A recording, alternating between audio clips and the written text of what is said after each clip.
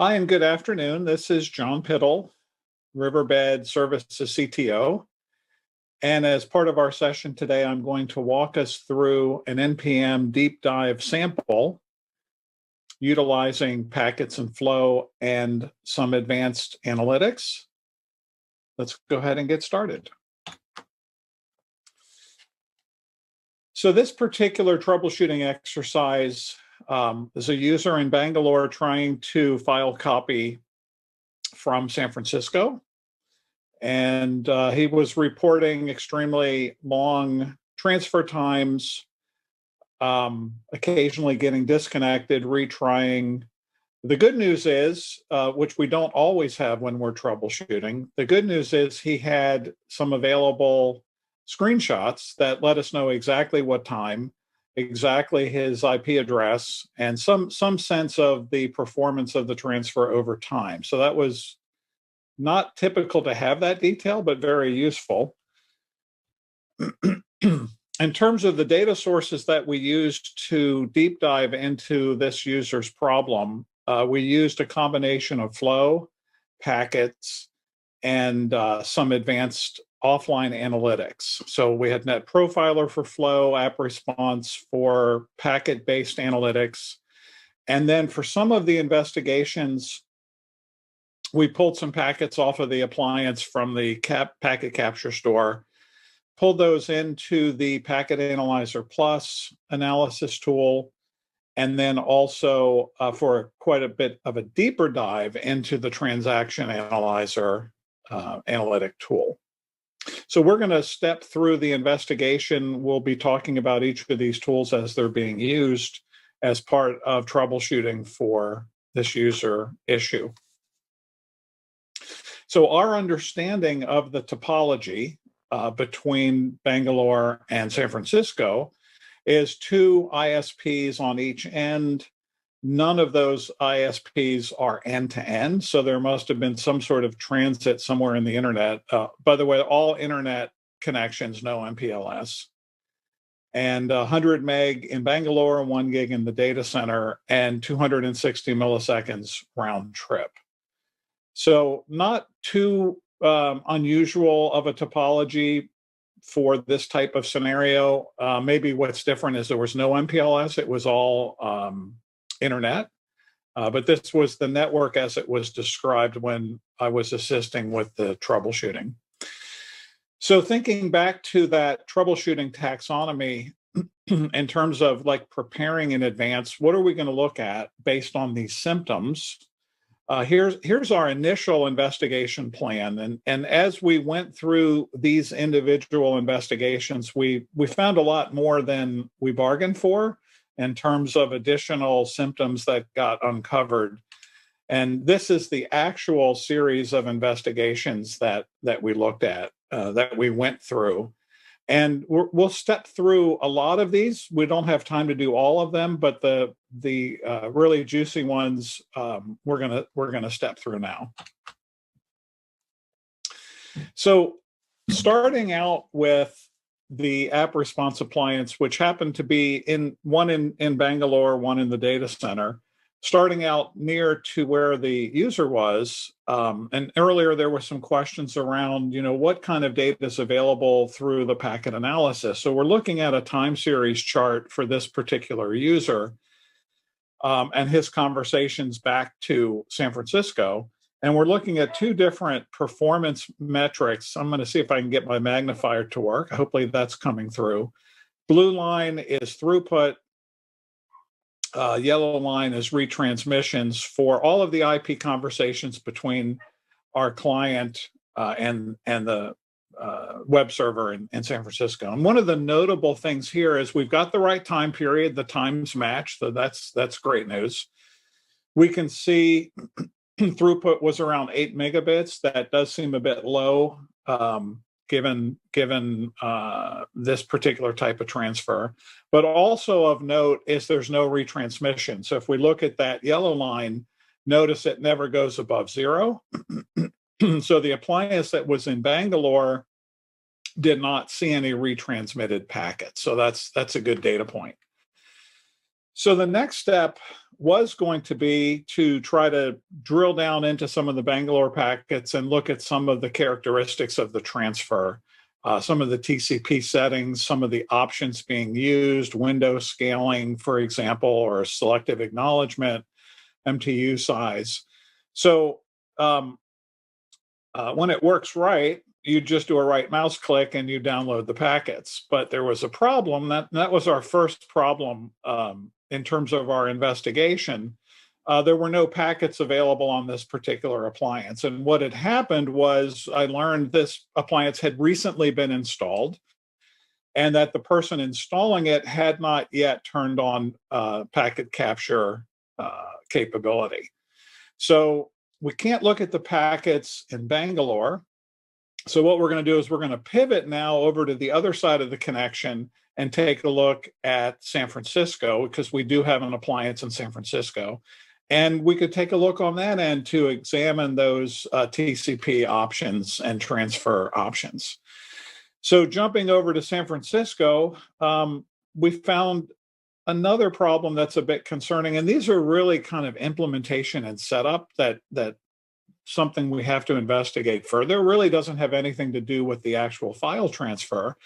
But this appliance, when we look at the same time period in the data center, does not have the expected traffic. So this is a adoption. It's a process issue. It's a failure to fully complete an implementation when an implementation is occurring. Again, all process stuff.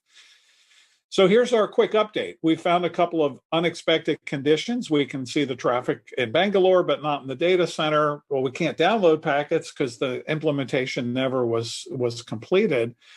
So there's definitely more that's wrong here than just a slow file transfer. Clearly, yes, it's a slow file transfer, but our instrumentation is wonky, at least for this customer who was doing the setup. So what we're going to do now is we're going to pivot over to looking at the flow data in Profiler to get an additional perspective. And one of the really nice things about using flow data, the way NetProfiler organizes the data and makes it available, is that we track the interfaces. You give it two IP, source and destination, and it's very easy to run a report that says, what are all of the interfaces that reported this traffic? So it's a great source to see not only that the traffic occurred and how long did it last and what throughput, et cetera, all the basic quantitative metrics, but also what path was used. So here we can see there was actually quite a few transfers between this client and the server, not just the one that he told us about, but there's been quite a few. And what we're going to do now is drill down, right mouse click, drill down to look at the individual interfaces that touched each flow. And, this had to be redacted because this is a customer environment. But what we're looking at real quickly here is we're looking at one row for each different connection. And we're looking at some of the speeds and feeds for each connection. But most importantly, here we're looking at the list of interfaces in each direction that reported that flow. So not only do we know when, but we also know which path was taken, which is really, really valuable. But there's something else here that's very disturbing. Again, maybe related, maybe not related to the file transfer. The issue is we seem to be using different network paths in each direction, and we're using different paths for each transfer. So we can see, for example, I just picked 2 out of that list of 5 as an example. The first transfer, there was 8 interfaces in the client server direction, 10 interfaces in the return direction. So that's kind of weird. Why is traffic leaving on a different set of paths that it arrived on? And then the next transfer had a completely different number of interfaces client to server, and again, completely different set of interfaces and interface count in the server to client direction. So we're kind of adding to a bit of challenges and problems that we need to really get to the bottom of. So here's our quick update on our investigation. So we've just discovered something important and concerning. And I think if for the folks on the call, if you're network practitioners, you would find this pretty concerning as well. So we've got different transfer attempts using different paths. The paths are different in each direction. Definitely not expected. The customer's like, that's not the way it's supposed to be set up. Something's wrong with my routing. And of course, the different network paths seem to have different performance profiles, and our spans and taps are not apparently on every single possible path in and out of the data center, which is why we couldn't see the traffic in the data center appliance for the time period that we were looking for. So what we're going to do next is we're going to drill down again into the flow data with a little bit different view from NetProfiler. So think of NetProfiler as bringing in all the flow data that's being sent by all the network devices. And then you're able to slice and dice by various dimensions, by application, by client, by server, by host pair, by interface, by device. There's lots of different ways to slice and dice the data. So when we look at the traffic now based on which basically interface, not interface utilization, but how much of each interface did we use for each of these transfers, something new pops into the picture, which is these purple spikes. It's like, well, wait a minute. How can I have a purple spike with 45 meg for one of the transfers when, you know, the rest of the links couldn't have supported 45? So what the heck is going on there? Something else is troublesome. So we've got another update. For some reason, the firewalls, which happen to be the purple ones, are reporting values that are much higher than expected. So we've now found a series of visibility issues. We found routing issues, and now we found this what I would call a net flow integrity issue, quality issue. Maybe it has something to do with sampling. That's quite possible. Maybe it's not set at 1 minute push intervals. Maybe it's set at 5 minutes, but it needs to be investigated. But let's not forget, we're here to troubleshoot a file transfer. So let's not get too distracted. Let's pivot one more time. And we kind of poked around a little bit. Now that from flow, we saw there were actually many different transfers during that 5 to 6 hour time window, even though the user only told us about one. From the flow data, we could see there were multiple. And it turns out that one of those transfers that we learned about from looking at the flow data, one of them, we do actually have the packets in the data center AppResponse appliance. So again, we just coincidentally, happy coincidence, it went on a path where we had a tap, where the customer had a tap, and we were able to capture the traffic. Now, in looking at the throughput graph, there's some things in this graph that say, well, I don't know, I'm only getting a half a mega throughput. That's not great. And for some reason, throughput drops to 0 as we go from 2:10 a.m. local time out to when the the connection actually ends at 2:24. So now we've got yet another fun item to investigate. So what we're going to do is we're going to download the packets that are for this particular transfer. Right mouse click, download packets,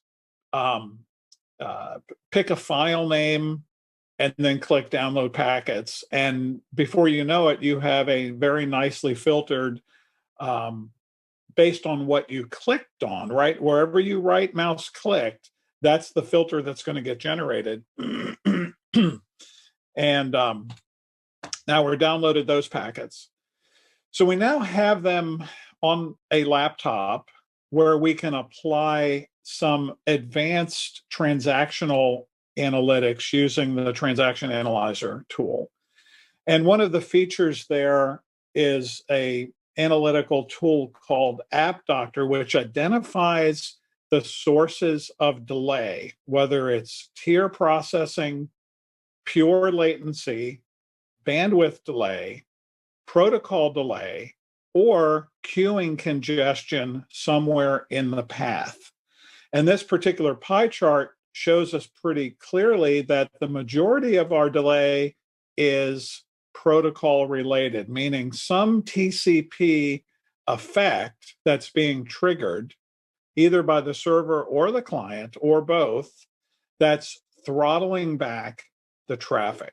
So if we double click on that purple part of the pie, App Doctor takes us to what are the, out of all the metrics that could be causing protocol delay, which are the top ones that are contributing the most protocol delay. And what we've got on the screen is we've got, I think, some animation here for in-flight data, which is bytes in flight and Wireshark speak. We've got retransmissions, and we've got advertise receive window from the client and also from the server. So we see the advertise receive window from both. So as we look a little bit closer at the advertise receive window, we see that the blue line drops to 0. This is not good. This is the client basically saying, hey, I have no more receive window size. Don't send me anything. And if we look at the statistics from App Doctor, we can see kind of a different view of the chart data, number of retransmissions, and the second red arrow there is a call out for TCP frozen window, which basically says the client or the receiver has said, I've got no room at the end, stop sending data. And that lasted for the majority of the connection. So we've got the packets, they're in the tool, they're on the laptop in the tool, we're generating some advanced analytics. One of the key features is visualizing traffic over time from various different perspectives. So one of the things that we've got on the screen right now is we've got a time series chart of receive window overlaid with a graphic that shows us data being moved between hosts over time. So if we look a little bit to the right, we see client and server in this swim lane. And all of these colored lines give us some visual information about when traffic is moving between these two hosts. And then the colors have to do, in this particular view, the colors have to do with the size of the payload. So if we look at the legend, we can see 0 byte red means 0 byte payload, like a dataless ACK. And you can see there's lots of red going on here. And as we highlighted 3 of these red bars, if you notice, there's a little black dot at the top and the bottom of the swim lane that says I've selected those. Simply drag across those red bars to select them. And then that brings up a summary, protocol summary decode view in the bottom pane, where sure enough, we can see that the client is indeed reporting 0 receive window. So now we're kind of going, well, we've got network issues, we've got span and tap in the data center, the transfers are taking too long. And then on top of all of that, the client is saying, hey, I've got no room for data. So what we've seen so far, the unexpected network paths, the frozen window, the retransmissions, and we've got these side issues that need attention. So if I pause for a minute and think back to that taxonomy that we looked at in an earlier session, part of the idea behind that structure is to be on the lookout for what possible additional things you might find if you're investigating condition A. Be on the lookout for other things that don't look right. And so far, this is a great example of that happening. So in looking at the packet sizes of this transfer, there's something strange going on with the packet sizes. And we can see the retransmissions called out in the label column. We can see retransmissions happening. But we can also see that the size of the packets is shifting from being 1346 down to 1206 and some change. So, geez, that's kind of strange. Our initial attempt at 1346, we didn't get any ACKs back. And then so we started retransmitting with a smaller packet size. I wonder what that could be all about. So let's talk about this. There's got to be multiple protocols at play here. We know the first burst of segments all got retransmitted with smaller packets. What could cause this? Well, if you've been doing packet analysis for a while and you're familiar with all the protocols, well, I guess there must be some ICMP traffic telling the server that the MTU size is too big, maybe try a different size. But we don't see that. We don't see that ICMP traffic in this particular trace. And why don't we? And the answer is because when we did our first download, we were surgically precise. By right mouse clicking on the two IPs, we were essentially creating a filter that said only download traffic between this client and this server. What we need to do now is we're going to have to pivot again to figure out which network device has got the bad MTU. We need to go download all packets from the data center AppResponse for this time period. That way, we'll get a chance to see which network device is sending the MTU, which will help the network engineer to figure out, what do I got to change? So what we've done is we did another download, this time because it's all traffic from and to the server. We now have a 4 gig capture file, which honestly, you don't want to open that with Wireshark or Transaction Analyzer or detailed analysis tool. It's just too big. But Packet Analyzer is built for large capture files. So this is a view of just ICMP traffic. It comes pre-built with probably 30 to 40 different views ready to go out of the box. This was an ICMP traffic view. Sure enough, we can see there's a spike of ICMP traffic right at the time period of interest. It's probably going to be, well, actually, it's flagged as destination unreachable. So let's right mouse click on only the ICMP traffic and load that into Transaction Analyzer. So very simple to do that. Right mouse click, send to Transaction Analyzer. Bob's your uncle, you've got the packets.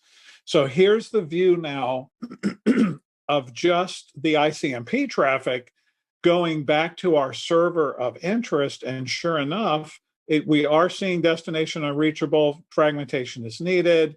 And here's kind of the key data point. Hey, MTU of the next hop is 1192. And who sent me this ICMP message? Well, I've had to redact it, but whatever this source address here, that's the network device that said, sorry, I had to throw away your traffic. So now we've got some additional data points: unexpected network paths, MTU size issues, frozen windows, retransmissions, gaps in visibilities. What more could we possibly be dealing with? Well, one more detail, and we're about to wrap this segment up. One more detail before we go. We noticed that the initial receive window advertised by the client before it went to 0 was actually a little bit low, just gut feel. It was a little bit low for a high latency, low bandwidth connection. We really want a bigger receive window size. So there's a concept called bandwidth delay product that you all may be very familiar with. That calculator is built into Transaction Analyzer. So when you're looking at in-flight data, the red line says, hey, here's what the ideal in-flight data would be based on the network characteristics. And there's also speedguide.net, bdp.php, another bandwidth delay product calculator, which tells us, yeah, ideally it should be about 2.77 meg receive window size. So we started to troubleshoot slow response time. And because we kind of had eyes wide open and we saw things that didn't quite make sense, and it's like, well, wait a minute, that can't be. I wonder what else is going on. It led to these key findings of dynamic routing, MTU, client window too low, visibility gaps, net flow from the firewall seems off the charts, the capture job wasn't configured. That's a process issue. And chances are we may have discovered along the way that our prescriptive taxonomy for doing this particular troubleshooting might benefit from some improvement. So we're always thinking about continuous improvement. So one of the reasons to walk you guys through this is, as we think about automation and we think about advanced analytics and AI ops and neural networks and all of that stuff, as Vince pointed out in the earlier session, there's a need for human oversight and tuning and direction and guidance and tweaking and tuning. And these are the kinds of real world activities that really can help to inject into that process. And of course, it's not a one for one, you just feed the packets in and it figures it out. There's some expertise needed to help fine tune that. So you took us through that very detailed triage, if you will. And I'm assuming that network professional that's seen something like this before would have certain assumptions to kind of go to a certain direction here or there. I'm not a network guy, but in my domain of expertise, I can look at a situation and I can understand, okay, well, it's probably these four things. Now, I understand you took us through that. Was that the actual process that you guys took, or did your network engineer or whoever was doing this, did they go to their 3 or 4 initial assumptions to try to remedy the situation more quickly? So great question, and it's so variable from one customer to another. In this particular customer case, there's a strong skill level in configuring firewalls, and at least for the person that was assigned to go troubleshoot this, a skill area that was not really in the protocol analysis and detailed routing. So the goal behind that, the taxonomy as we build it out, is to be able to help at least create that starter set of, hey, if you see this symptom, these are the things that you want to look at first, second, and third. And oh, by the way, if during that process you see other conditions, then these are the suggested paths to follow to chase those down, which may not be needed to be done that day, but please don't forget to go down that path because there's some weird things happening that need attention. In the meantime, we're trying to help this user, right? So it is very it's unique to every customer, and it has a lot to do with each customer team, their culture, their ability to share and help each other grow. I mean, there's a lot of variables there. Sure. So one of the questions I asked because like I said, I'm not a network guy, but I can connect these tissues together as I'm listening to you guys present. Mm-hmm. So Vince took us through a very interesting AI conversation. You took us through before that, the taxonomy. You took us through just right now, this whole process. I'm assuming, and I don't want to steal anyone's thunder, but I'm going to try to a little bit. Are we going to see something that's going to take what you just described and through a very manual process and see some magic from the wizard's hat that he's going to show us that you guys have now developed? Well, I'll give you my quick answer and then turn it over to Vince because it is his topic. That's what we're going to cover next, and it's a bit of magic and a bit of reality as well. And I don't want to steal Vince's thunder. So great. Well, I'm looking forward to this. The wizard's hat. I mean, I have a cowboy hat that I can wear. Is that going to work good for us? That works just as well. I live in Colorado, so that works just fine. Yeah, to answer your question, yeah, we're going to show a number of things that we have in the product and are about to make it the product. But you're catching the drift, right? And I'll explain exactly where it's going, right? Because in this big field of AI and ML and even straightforward statistical techniques that have been around for a really long time, there's been a very fundamental change over the last few years that makes all of this stuff now possible, right? And there are a specific set of things we can do that will really make the life of operators much easier. I'm going to talk about that in concept. I'm going to talk about what the problems with it are. I'm going to talk about how we're approaching it, and all of that in multiple sections. But one thing that I wasn't specifically going to talk about, but that you're kind of joggling my mind now, and is a good point to bring forward, is that we've not why is it, right, that I got a PhD in this stuff almost 20 years ago, and now we're hearing about it. Nobody talked about it 15, 20 years ago. And that's really for three reasons, right? There's three reasons why we can start doing these sort of really complex investigations and bringing this kind of data together through correlation and help the operator that way. And as well, the very first thing is that algorithms have progressed. But everybody knows sort of how TensorFlow is a big deal, and efficient backpropagation training became quicker, but it only became like about 40% quicker. But algorithms have advanced in those 60 or so years since AI and ML was first sort of coined. They've only gotten sort of faster, like a little bit at a time. It was no sort of step function change, which is what people seem to imply. The second thing is we haven't had the scale to do this. And what I mean by that is, and obviously you're thinking like, well, that was obviously unlocked because of the cloud, and you'd be thinking, right, that neural network that was doing image classification that I was showing you earlier was trained over 3 months of huge amounts of CPU time. And that's the beauty of cloud, right? I can train a neural network, I can bang the CPU power at it for weeks at a time. And then when I'm done training my neural network and it's ready to start being used, then, I can just go ahead and shut all those CPUs off and no longer pay for them, right? So, and the same goes for memory and the same goes for disk. And the third factor that really helped us advance and that are opening the doors now for some of the things that we're showing you and some of the things we're talking about, and some of the things we'll be talking about in the next tech field day, is data.